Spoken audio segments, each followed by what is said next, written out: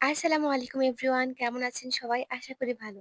ভালো না থাকলেও আজকে কিন্তু ভালো থাকার রেসিপি নিয়ে এসেছি। প্রচুর মাথা ব্যথা করছে তাই পড়ার টেবিলে একদমই বসতে পারছি না। উঠেই পড়লাম আর নিয়ে নিলাম একটুখানি আলমন্ড অয়েল। আমি যেটা ইউজ করি সেটা নিয়ে আপনাদের যার কাছে যেটা আছে সেটাই দিতে পারেন। এর মধ্যে দিয়ে দিয়েছি ১ টুকরো শুকনো আমলকি। কাঁচা আমলকি সবসময় পাওয়ার কোনো উপায়ই নেই। আর দিয়ে দিয়েছি ছোট্ট একটা পেঁয়াজের অর্ধেকটা। কারণ আমার তেল খুবই অল্প। যতটুকু মাথায় দিব ততটুকুই নিয়েছি। এখন আমার রাতের বেলা। প্রচুর মাথা ব্যথা করছে বাইরে গেলে অবশ্যই আমাকে বেশি তেলের জন্য ঘাস, অ্যালোভেরা অনেক কিছু সংগ্রহ করতে হবে। তাই হাতের কাছে যেটুকু ছিল ওইটুকু দিয়ে বর্তমানের জন্য একটু মেডিসিন বানিয়ে নিলাম। আর মিশিয়ে দিয়েছি সামান্য পরিমাণ মহা ঔষধ অমৃত কালোজিরা। কালোজিরা হচ্ছে ব্ল্যাক কামিনার।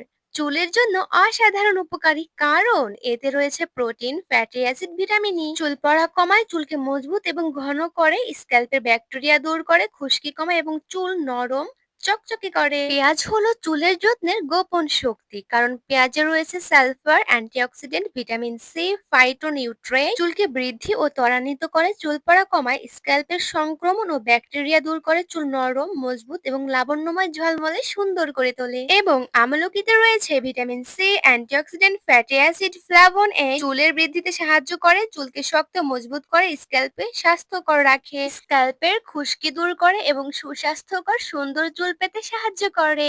এবার বলি কিভাবে করতে হবে। দেখতে পেয়েছেন তেলের মধ্যে দিয়ে খুব অল্প সামান্য আঁচে ভেজে ১৫ মিনিট মতো ভেজে নিয়ে তারপর তেলটাকে এক পাশ করে রেখে দিয়েছিলাম। তেলটাকে ছেঁকে একটা বাটিতে নিয়ে নিয়েছি। তেলটি উষ্ণ গরম থাকতে স্ক্যাল্প হালকা মাসাজ করে তারপর পুরো চুলে লাগিয়ে নিন। ৩০ মিনিট মতো উষ্ণ গরম তেল আঙ্গুলের ডগা দিয়ে স্ক্যাল্পে মাসাজ করে নিন। একটা কথা বলে রাখা ভালো, মাসাজ করা ছাড়া স্ক্যাল্পে বা চুলে তেল দেওয়া একদম কোনো ফায়দা নেই। তাই সঠিক নিয়মে চুলের যত্ন নিন এবং এবার রাতে শান্তিতে একটা ঘুম দিন। মেডিসিন বলেছি এই জন্য কারণ মাসাজের জন্য মাথা ব্যথা উধাও। ভিডিওটি দেখার জন্য ধন্যবাদ। আসসালামু আলাইকুম।